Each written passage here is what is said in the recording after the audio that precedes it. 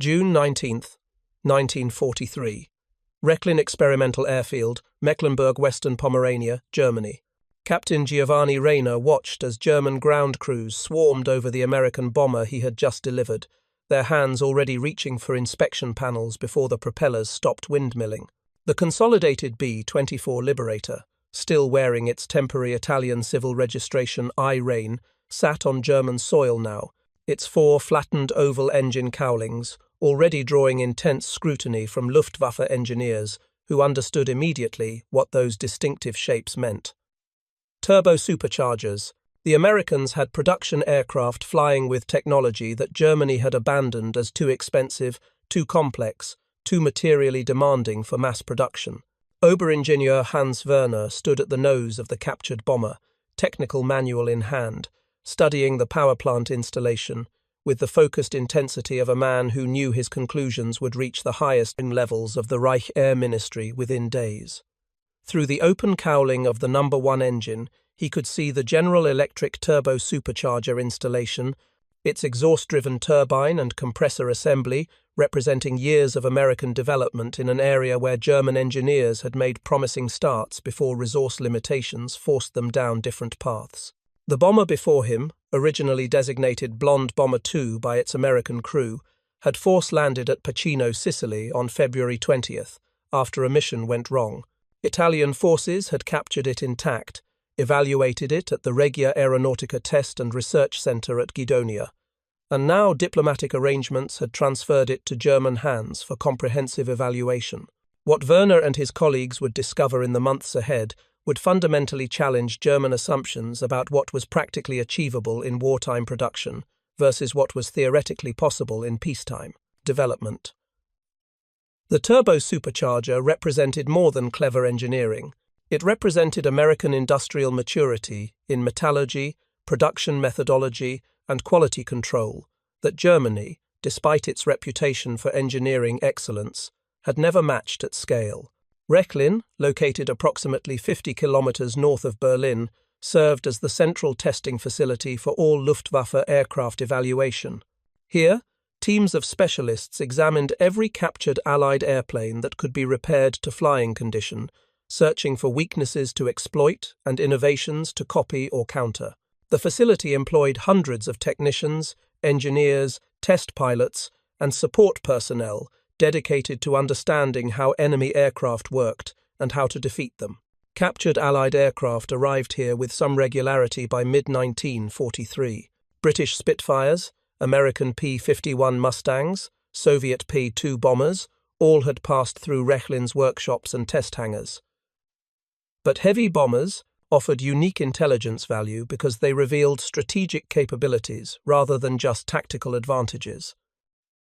The B-24 Liberator represented America's second major heavy bomber design, produced alongside the better-known B-17 Flying Fortress, in quantities that seemed impossible to German intelligence analysts familiar with German industrial output. If you're enjoying this deep dive into the story, hit the subscribe button and let us know in the comments from where in the world you are watching from today. The examination began immediately upon arrival. German technicians photographed every system from multiple angles, sketched detailed technical drawings, measured components with precision instruments, and documented construction techniques that differed fundamentally from German practice. The engine installations commanded immediate attention from the powertrain specialists. Each of the four Pratt & Whitney R1830 twin Wasp engines sat in its distinctive flattened oval, cowling, a shape dictated entirely by the presence of the General Electric B-series turbosupercharger mounted on each power plant. The turbosupercharger itself occupied substantial space within each nacelle, positioned carefully to receive exhaust gases from the engine and use their kinetic energy to drive a turbine connected to a centrifugal compressor that forced additional air into the engine's intake manifold. This technology allowed the engines to maintain rated power output at altitudes where normally aspirated engines would gasp for oxygen in the thin air.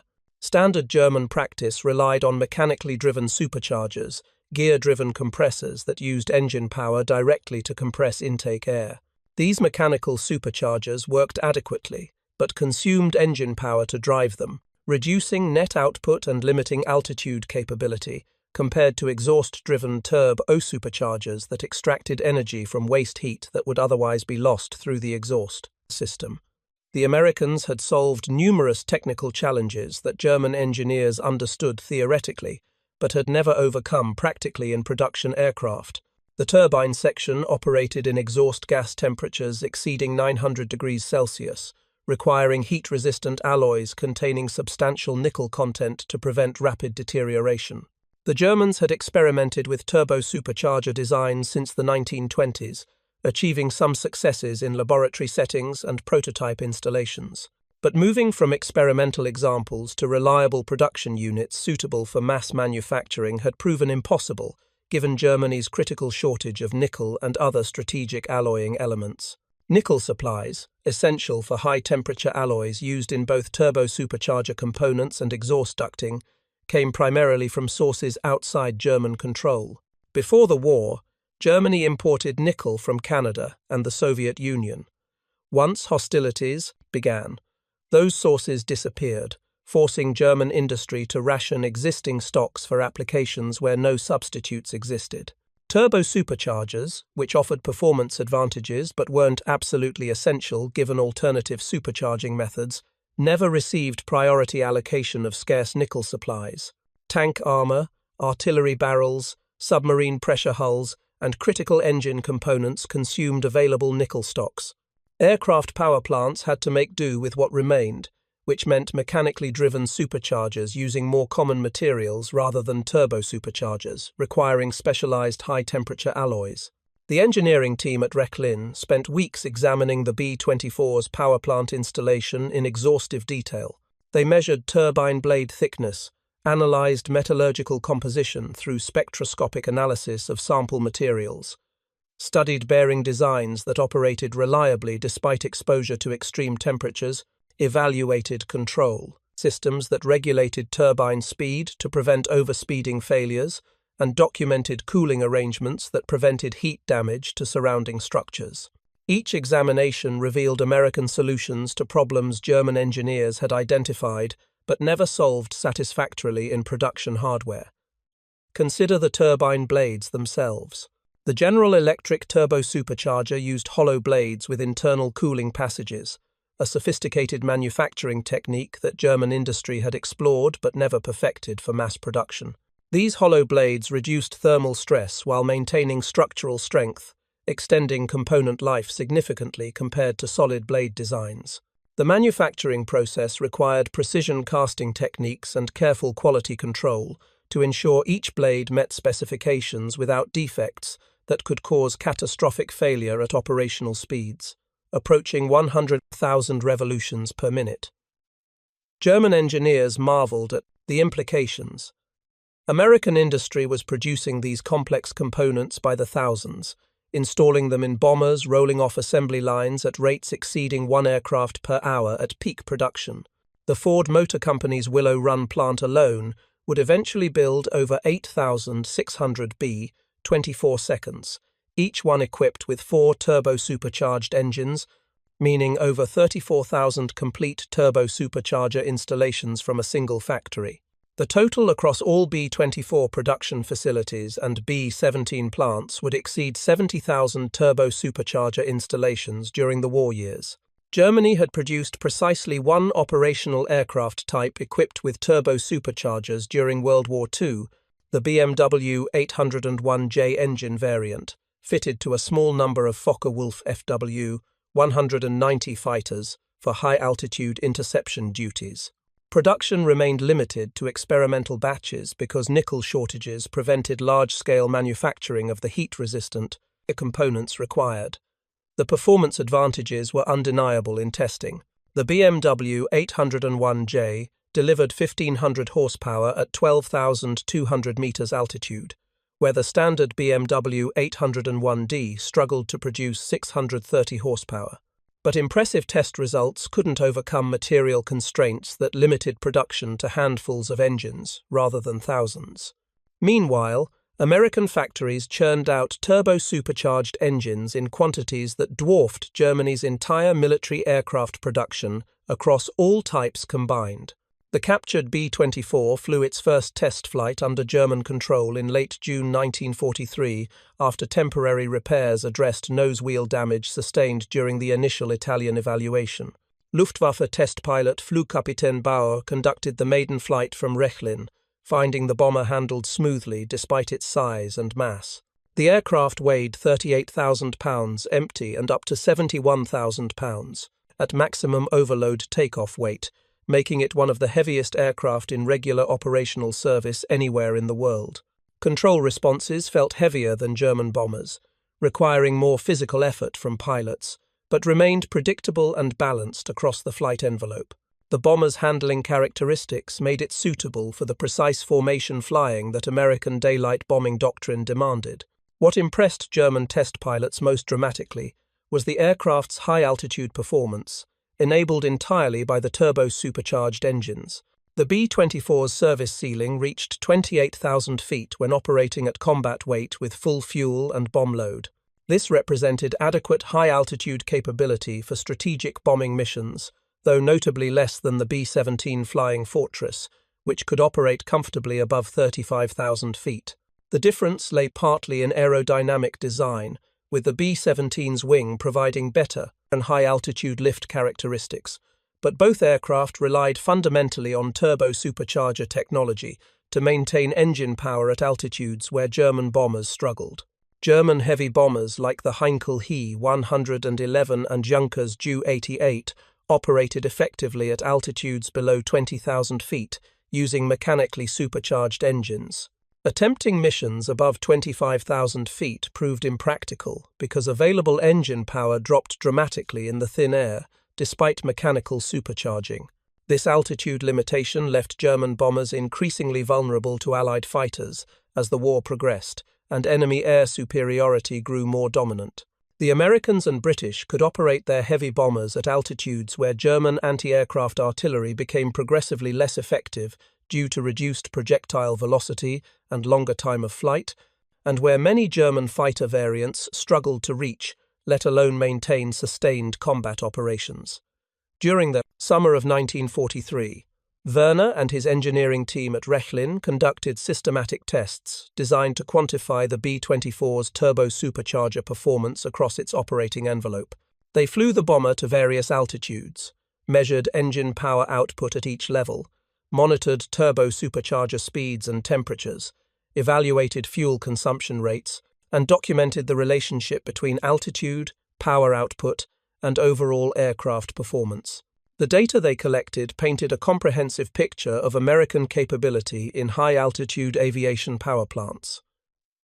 At sea level, the Pratt & Whitney R1830 engine produced 1,200 horsepower for takeoff, using its mechanical supercharger stage, with the turbo supercharger providing minimal contribution since atmospheric pressure remained high, enough for adequate air density. As the aircraft climbed, atmospheric pressure decreased, reducing the mass of air entering the engine and consequently reducing power output in normally aspirated engines.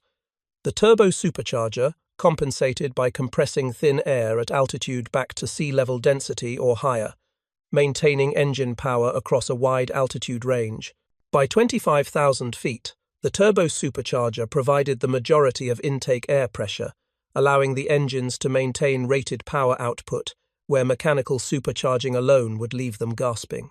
The American system used a wastegate valve controlled by the pilot to regulate how much exhaust gas drove the turbine. At low altitudes, where turbocharging wasn't needed, the wastegate opened fully, allowing exhaust to bypass the turbine and exit through the exhaust system without driving the turbo supercharger. As altitude increased, the pilot progressively closed the wastegate, directing more exhaust through the turbine to increase compressor speed and boost pressure.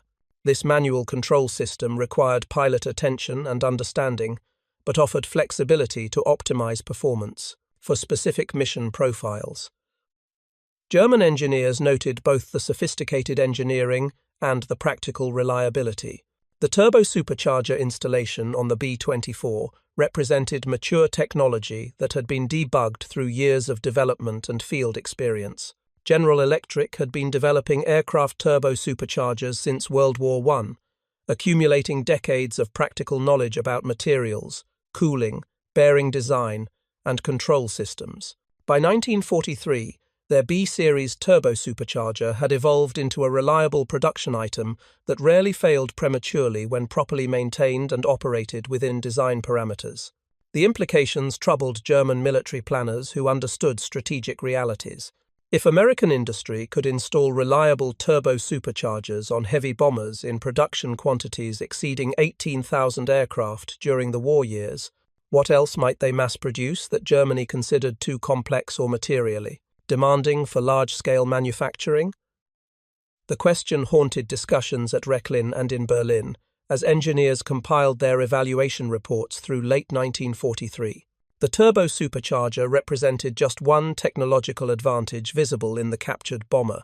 The Americans had integrated numerous innovations that individually might seem modest, but collectively demonstrated industrial sophistication that Germany struggled to match. Consider the engine installation as a complete power plant module.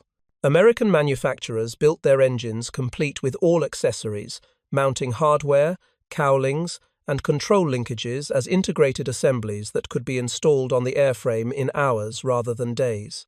This modular approach simplified both initial manufacturing and field maintenance.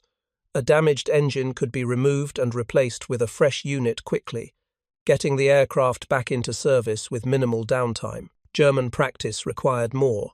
Time-consuming installation procedures with individual components fitted and adjusted in place on the airframe, increasing both initial assembly time during manufacturing and repair time when battle damage required engine replacement. The fuel system on the B-24 incorporated self-sealing tanks throughout the fuel storage volume. These tanks used multiple layers of rubber-like material that swelled when exposed to gasoline, automatically plugging small holes from gunfire or shrapnel before significant fuel loss occurred. The technology added weight and complexity, but dramatically improved survivability against the small-caliber projectiles that caused most fuel system damage in aerial combat. German bombers employed self-sealing tanks on some models, but never as comprehensively as American practice, standardized across all heavy bomber production. Resource limitations and production priorities meant German self-sealing tanks tended to be simpler and less effective than their American equivalents. The electrical system used circuit breakers throughout rather than fuses, providing resettable protection that simplified troubleshooting and reduced spare parts requirements. A blown fuse required replacement with a spare part that might not be immediately available. A tripped circuit breaker could be reset instantly if the fault had cleared, or at minimum told maintenance personnel exactly which circuit had failed without requiring systematic searching through fuse boxes. This seemingly minor detail reflected American industrial practice developed through years of commercial electrical equipment manufacturing applied systematically to military applications. Even small details revealed different design philosophies. The American bomber used standardized AN Army-Navy specification hardware throughout its construction. Bolts, nuts, washers, and other fasteners followed common standards that ensured parts manufactured by different suppliers would fit together without custom adjustment. German aircraft used more varied fastener types with less stringent standardization, making field repairs more difficult when specific parts weren't available and preventing the complete interchangeability that American practice achieved. These observations accumulated in German evaluation reports through summer and autumn of 1943 as testing continued. The captured B-24 flew dozens of evaluation flights, underwent extensive ground testing, and provided hands-on experience for Luftwaffe personnel who would face these bombers in combat operations over Europe. But understanding enemy capabilities didn't eliminate them or provide immediate solutions to close performance gaps when those gaps stemmed from fundamental differences in industrial capacity and resource availability. The turbosupercharger issue exemplified this frustration perfectly. German engineers understood the technology thoroughly through theoretical study and limited experimental work. They had produced working prototypes that performed well in controlled testing. But transforming those prototypes into production hardware required nickel alloys for high-temperature components, and nickel supplies simply didn't exist in quantities sufficient for large-scale turbo-supercharger manufacturing, while simultaneously meeting competing demands for the same strategic material. American industry faced no such limitations. The United States imported nickel from Canadian mines via secure rail and ship routes that Axis forces couldn't interdict. American refineries produced nickel in quantities sufficient for all military applications, without forcing difficult priority decisions between competing programs. Turbo-supercharger production received adequate nickel allocation because adequate nickel existed, period. The contrast between theoretical capability and practical implementation haunted German aviation programs throughout the war. Germany possessed excellent scientists, talented engineers, sophisticated research facilities, and strong theoretical understanding across numerous technical fields.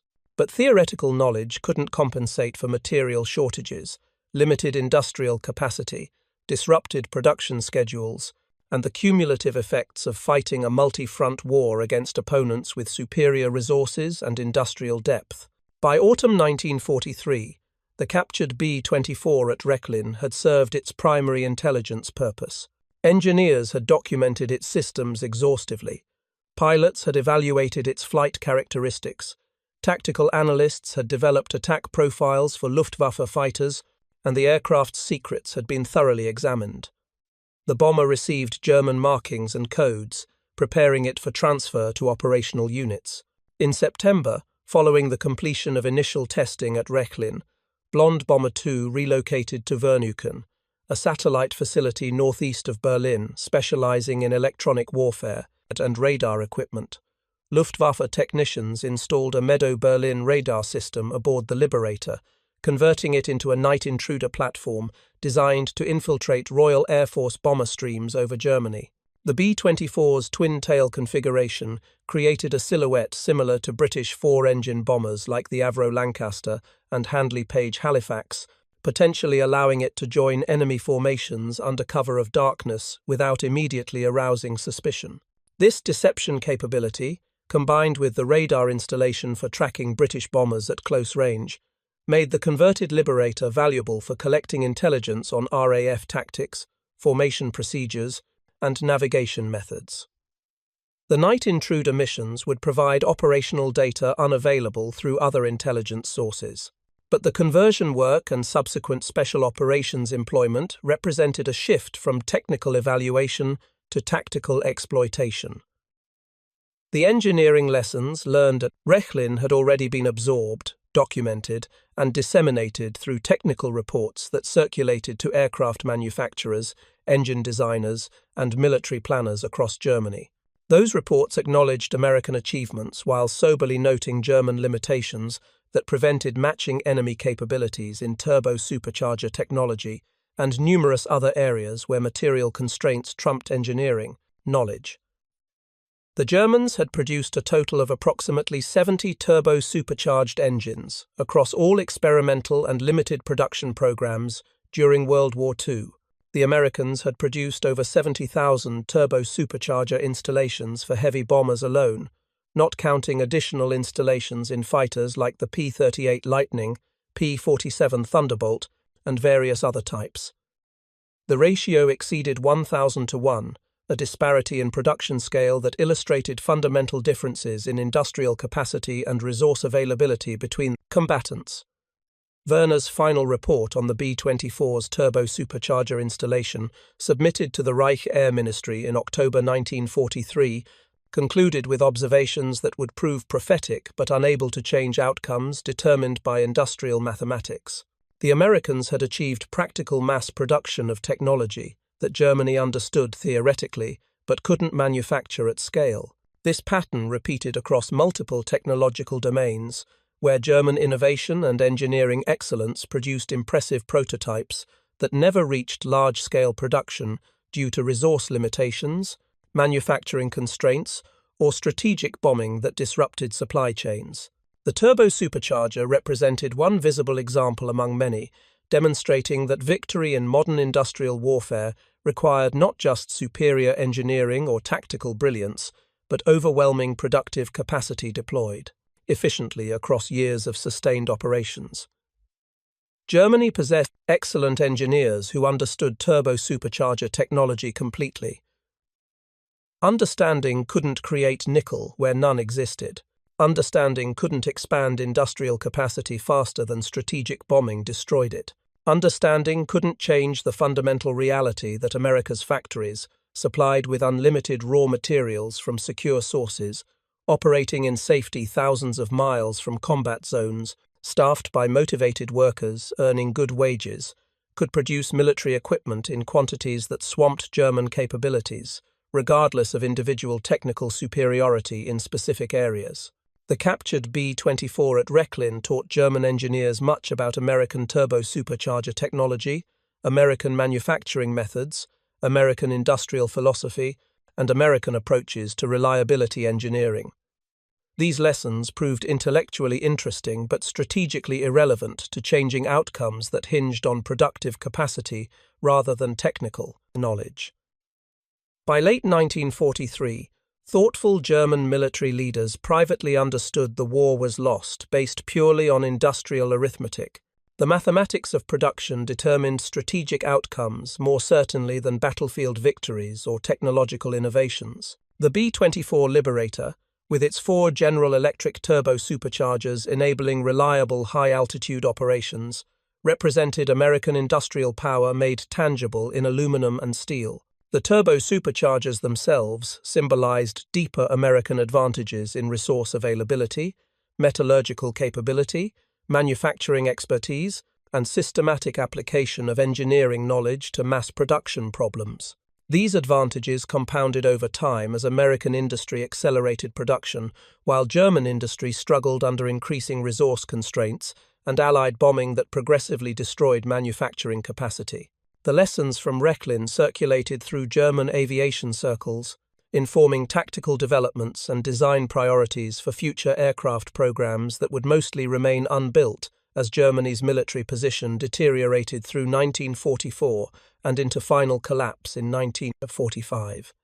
But those lessons couldn't change the fundamental imbalance between opponents that ensured American bombers, turbo-supercharged or otherwise, would continue arriving over Germany in ever-increasing numbers until the Reich's defences collapsed under accumulated weight of material that no amount of courage or tactical skill could resist indefinitely. The spring of 1944 brought expanded testing programs at Rechlin as additional captured B-24 seconds arrived through various circumstances. Each new example provided opportunities to examine different production blocks, compare manufacturing variations, and study how American industry implemented design changes across multiple assembly plants while maintaining parts interchangeability. On March 18, 1944, a B-24G coded 42-78106 made a catastrophic navigational error that delivered it intact into German hands. The aircraft, nicknamed Sky Pirate, and belonging to the 758th Bombardment Squadron, should have landed at the Swiss airfield of Altenrhein near Lake Constance after sustaining battle damage over southern Germany. Instead, the confused crew set down at Fussach, a glider field just across the German border. German forces captured the crew and secured the bomber before the pilots realized their mistake. Within hours, recovery teams transported the aircraft to Rechlin for immediate evaluation. This particular Liberator carried the improved General Electric B-22 type turbo-supercharger, an updated version that provided enhanced performance at altitude compared to earlier B-series models. The B-22 featured refined turbine blade aerodynamics, improved bearing designs for extended service life, and better cooling arrangements that reduced maintenance requirements. German engineers immediately recognized the improvements and understood their implications. American industry wasn't static. Even as production continued at unprecedented rates, continuous improvement programs refined existing designs based on combat experience and field feedback. The B-22 turbo-supercharger represented evolutionary development that maintained American technological leadership, while Germany struggled to produce even the earlier technology in meaningful quantities. Werner's team conducted comprehensive comparison testing between the older B-series turbosuperchargers on Blonde Bomber 2 and the newer B-22 installation on Sky Pirate. They measured power output curves across altitude ranges, monitored operating temperatures under various load conditions, evaluated control response characteristics, and documented reliability improvements visible in component wear patterns. The B-22 showed measurably better performance above 25,000 feet, maintaining higher boost pressure with slightly reduced turbine operating temperature. This improvement came from refined turbine blade profiles that extracted energy more efficiently from exhaust gas flow, reducing the turbine speed required to generate equivalent compressor output. Lower turbine speeds meant reduced thermal stress, extending component life and improving reliability. Manufacturing quality impressed German observers as much as design sophistication. The turbosupercharger housings showed precision casting with smooth internal surfaces that minimized flow losses. Bearing assemblies demonstrated tight tolerances and careful material selection. Control linkages exhibited robust construction with appropriate design margins. Every detail reflected mature production engineering applied systematically across thousands of units. German attempts to produce comparable hardware had consistently foundered on manufacturing challenges that American industry had solved through systematic development programs and heavy capital investment in specialized production equipment. Precision casting of complex turbosupercharger housings required sophisticated foundry capabilities that German industry possessed in limited capacity. American foundries, benefiting from decades of commercial automotive and aircraft engine production experience, had developed techniques and equipment that produced consistently high-quality castings at production rates, matching airframe assembly schedules. The bearing assemblies in the turbosuperchargers used specialized high-temperature lubricants and bearing materials that operated reliably, despite exposure to exhaust heat conducted through turbine shafts. German lubricant chemistry and bearing metallurgy had made progress in these areas but lagged American practice by measurable margins. Small differences in bearing life translated into significant operational impacts when multiplied across thousands of engines flying hundreds of missions. American bombers spent less time grounded for turbosupercharger maintenance, maintaining higher fleet availability rates. Testing through spring and early summer of 1944 revealed another crucial advantage in the American turbosupercharger installation. The complete power plant came as an integrated package from engine manufacturers, delivered ready for installation on airframes with minimal field adjustment required. Pratt & Whitney shipped R1,830 engines, complete with their General Electric turbosuperchargers already installed, calibrated, and test run.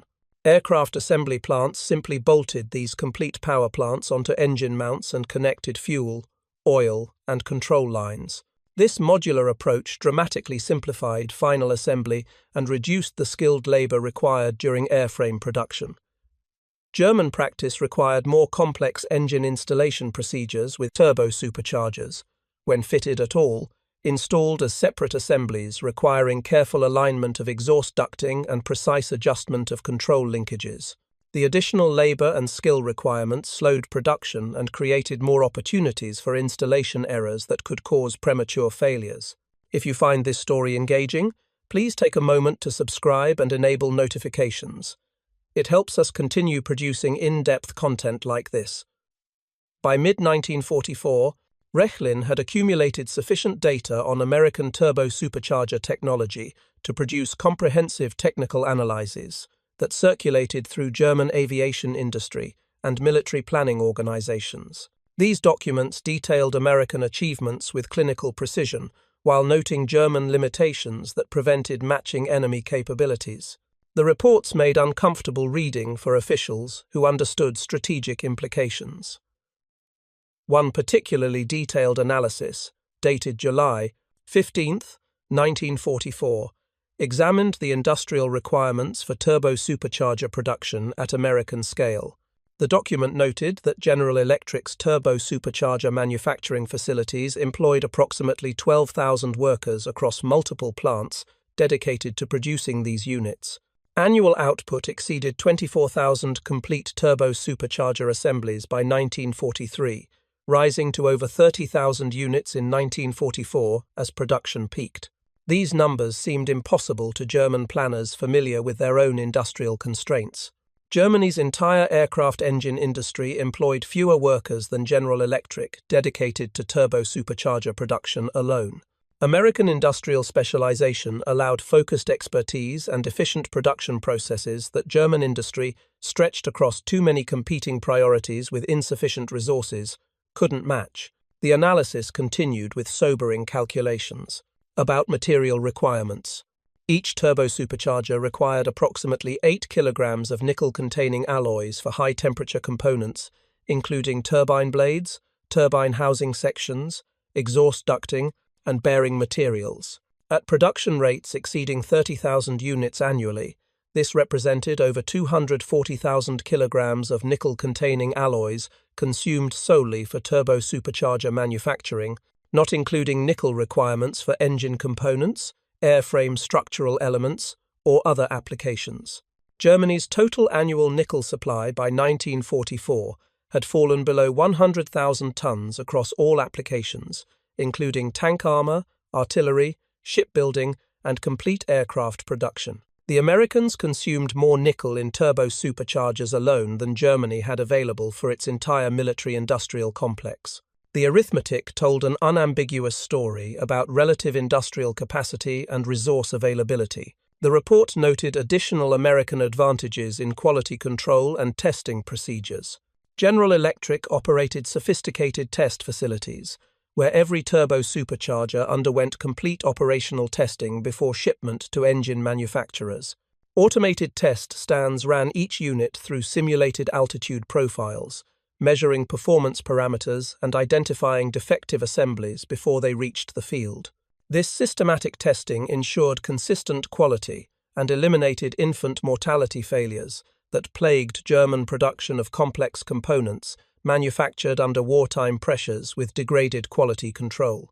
German testing procedures, constrained by time pressures and resource limitations, relied more heavily on statistical sampling and batch testing rather than comprehensive individual unit verification. This approach reduced manufacturing costs but increased field failure rates, particularly as production quality degraded through 1944 and into 1945 with increasing use of forced labor and disruption from strategic bombing. Testing at Rechlin also examined American approaches to altitude performance that went beyond turbo-supercharger technology alone.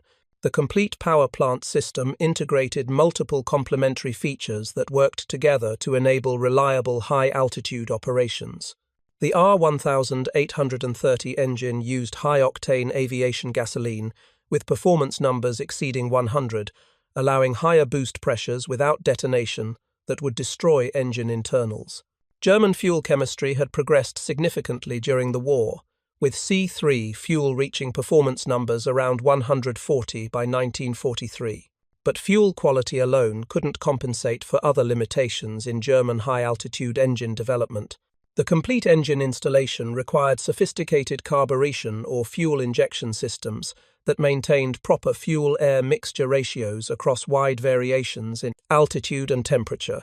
American practice favored fuel injection for precision mixture control, while German engines used various combinations of carburetors and injection depending on specific applications and developmental history. The Pratt & Whitney R1830 employed a carburetor system with altitude compensation that worked reliably across its operating envelope. Pilots reported consistent engine response and manageable control workload during altitude changes. German mechanically supercharged engines often required more careful pilot attention to mixture settings and power management during climbs or descents, increasing crew workload and creating more opportunities for improper operation that could damage engines. Cooling systems also differed in approach and sophistication. The B-24's cowl flaps and internal ducting provided efficient cooling airflow that prevented overheating even during sustained high-power operations at altitude. German bombers struggled more with cooling management, particularly on hot days or during combat maneuvers that disrupted optimal cooling airflow. These differences individually might seem modest, but collectively they determined whether aircraft could sustain combat operations at high altitude or remained limited to lower altitude missions where enemy defenses proved more effective. The strategic implications troubled German military analysts who projected force ratios into late 1944 and early 1945. American heavy bomber production continued accelerating through 1944, despite German hopes that Allied industrial capacity would plateau. The combined B-17 and B-24 production reached peak monthly rates exceeding 1,600 aircraft in summer 1944, with the vast majority equipped with reliable turbo-supercharged engines enabling high-altitude strategic bombing missions.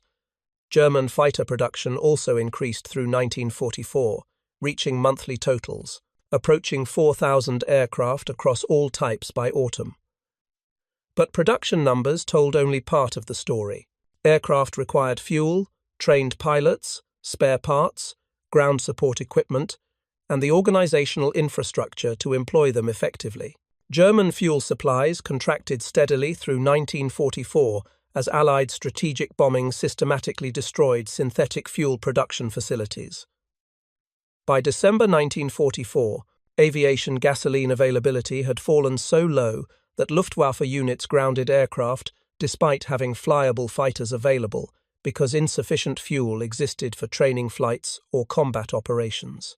American bomber formations, meanwhile, grew larger and more frequent as production outpaced losses and newly trained crews arrived from stateside training programs in steady streams. The turbo-supercharged engines enabled these bombers to operate at altitudes where German fighters struggled to reach, forcing interceptors to burn excessive fuel climbing to attack altitude, reducing time available for actual combat, and increasing vulnerability to American escort fighters that also operated effectively at high altitude.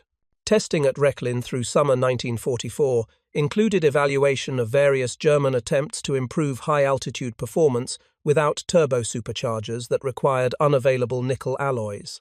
Engineers examined two-stage mechanical supercharger installations, nitrous oxide injection systems for temporary power boost at altitude, and various other approaches pursued by German engine manufacturers, seeking to match American capability through alternative means. The Daimler-Benz DB603L series engine development program aimed to achieve competitive high-altitude performance using a two-stage mechanical supercharger with intercooling between stages. Prototypes showed promising performance in testing, achieving power outputs comparable to turbo-supercharged engines at altitudes above 10,000 meters. But the two-stage supercharger added substantial weight and complexity compared to single-stage installations. Intercooler requirements increased drag and added vulnerable systems that could fail from battle damage. Development times stretched longer than planned, as engineers encountered unexpected challenges in supercharger drive gear strength and intercooler effectiveness. By the time initial production examples reached operational testing in early 1945, the war's outcome had already been determined by accumulated effects of years of strategic bombing and overwhelming Allied material superiority.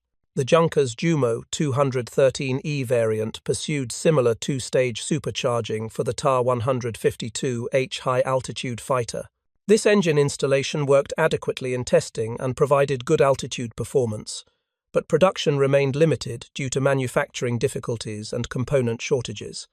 Perhaps 300 Jumo 213E engines reached completion before war's end, compared to over 70,000 American turbo-supercharger installations on heavy bombers alone. The comparison between German attempts to match American high-altitude capability and American achievement of it at production scale demonstrated fundamental differences in industrial approach and resource availability. German engineering pursued technically sophisticated solutions to performance challenges, often achieving impressive results in prototype form. But translating prototypes into reliable production hardware at meaningful scale consistently failed due to material shortages, manufacturing limitations, and strategic bombing that disrupted supply chains precisely when production needed to accelerate. American engineering favored proven, robust solutions that might be technically less sophisticated but could be manufactured reliably in enormous quantities. The turbosupercharger represented mature technology that General Electric had perfected over 2 decades of development. By World War II, the company produced these units as commodity items with well-understood manufacturing processes, reliable performance characteristics, and extensive field experience demonstrating durability. This industrial maturity enabled rapid production scaling when military requirements demanded it. Additional testing at Rechlin examined maintenance requirements and field serviceability of American turbosupercharger installations. German mechanics performed routine maintenance procedures on the captured B-24, documenting time requirements, special tool needs, and skill levels necessary for various service tasks. They found American practice generally favored accessibility and simplified procedures that could be accomplished by mechanics with basic training and standard tools. Turbosupercharger inspection and service required removing cowl panels for access, but involved straightforward procedures, well documented, in maintenance manuals. Critical adjustments used simple mechanical linkages rather than complex systems requiring specialized calibration equipment. Common failure modes had been identified through extensive service experience and corrective procedures established. German mechanics noted that even complex repairs like turbine housing replacement could be accomplished in field conditions with basic shop equipment. The modular nature of the installation allowed removing complete turbosupercharger assemblies and installing replacement units rather than attempting component-level repairs in the field. This approach minimized aircraft downtime and kept bombers operational despite component failures that in German practice might require returning aircraft to depot-level maintenance facilities. The maintenance philosophy reflected American industrial assumptions about labor availability and training. The United States military could draw on a population with widespread mechanical experience from civilian automotive culture. Young men entering service often had prior experience maintaining cars, trucks, or farm equipment, providing baseline mechanical knowledge that military training built upon. This broad mechanical literacy meant aircraft maintenance didn't require the same level of specialized training that German practice assumed.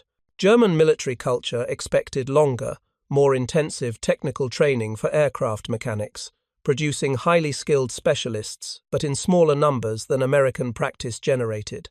When attrition eliminated trained personnel faster than training programs could replace them, German maintenance capabilities degraded significantly. American practice accepted that mechanics might have varying skill levels and designed systems to be maintainable by personnel with basic qualifications, preventing catastrophic capability loss when experienced maintainers became casualties. By autumn 1944, Werner's team had compiled exhaustive documentation on every aspect of American turbosupercharger technology, visible in the captured B-24 at Rechlin. Their reports filled multiple volumes with technical drawings, performance data, metallurgical analyses, manufacturing observations, and operational assessments. These documents represented the most comprehensive examination of enemy aviation technology that German intelligence had achieved in any single area. But comprehensive understanding couldn't overcome fundamental resource limitations that prevented Germany from matching American turbo-supercharger production. The detailed technical knowledge served primarily to inform German fighter tactics and anti-bomber defenses, rather than enabling direct technical replication. Fighter pilots received training on B-24 vulnerabilities and optimal attack angles based on Rechlin testing. Anti-aircraft artillery units learned altitude capabilities and typical mission profiles. Intelligence analysts gained improved understanding of American strategic bombing doctrine and formation procedures. These tactical applications provided some benefit but couldn't change strategic arithmetic that favored opponents with overwhelming productive advantage. December 1944 brought the last major evaluation program at Rechlin, involving captured B-24.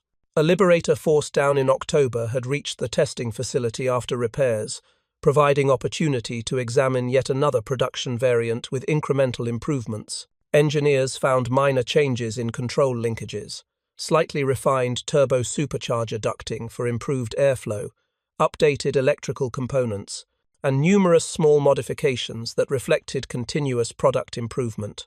Each change individually seemed trivial, but collectively they demonstrated American industrial practice of systematic refinement based on field experience. Production aircraft built in late 1944 incorporated lessons learned from millions of operational hours across thousands of aircraft over multiple years. This organizational learning process required effective communication between combat units, maintenance organizations, and manufacturers, supported by systematic data collection and analysis programs that identified recurring problems and prompted corrective action.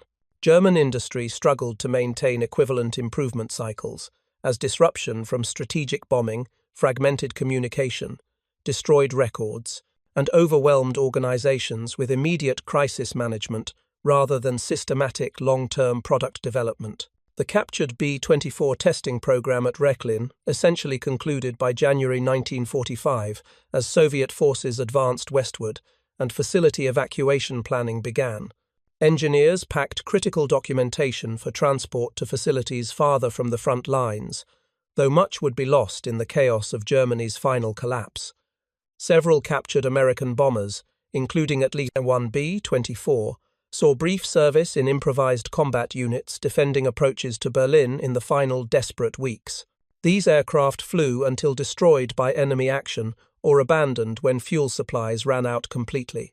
The turbosuperchargers that had so impressed German engineers continued functioning reliably even in the war's final days, testament to American engineering quality and manufacturing excellence. The story of German evaluation of American turbosupercharger technology represents a particular frustration in World War II industrial history.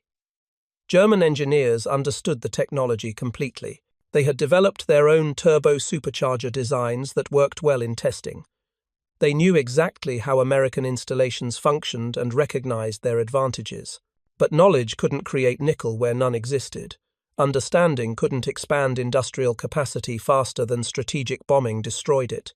Technical comprehension couldn't overcome material shortages that prevented production at scale necessary for strategic impact.